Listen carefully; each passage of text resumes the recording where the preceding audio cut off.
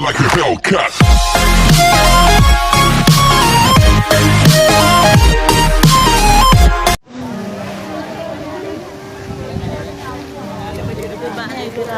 Sahabat Hasanul Bolkiah, sekitar 20 unit bilik di Asrama Putra yang menjadi tempat santri mondok di pesantren Serambi Mekah di Desa Blang Berandang, Kecamatan Johan Pahlawan, Kabupaten Aceh Barat, Kamis tanggal 21 Januari tahun 2021, sekitar pukul 16.30 waktu Indonesia Barat ludes dilalap api.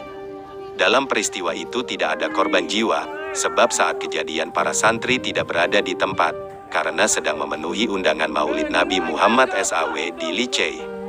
Dalam kejadian tersebut sebanyak 3 unit armada pemadam kebakaran didatangi ke lokasi guna mencegah menjalarnya api kerangkang atau bilik lainnya di komplek pesantren tersebut.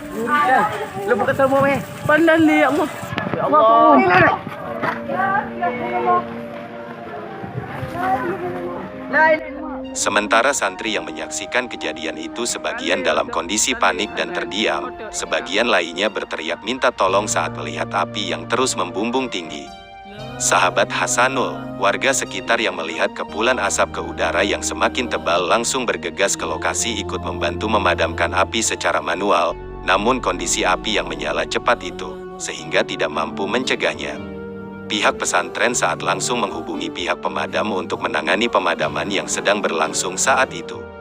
Tidak ada korban jiwa dalam kejadian ini, namun sekitar Asrama Putra sekitar 20 unit bilik santri hangus terbakar dan sekitar 5 unit rangkang lainnya ikut rusak, kata TGK Mutawali Al-Halidi, pimpinan pesantren Serambi Mekah kepada Serambi, Kamis tanggal 21 Januari tahun 2021. Disebutkan, akibat kebakaran tersebut diperkirakan kerugian hampir mencapai ratusan juta rupiah, baik bangunan dan isinya.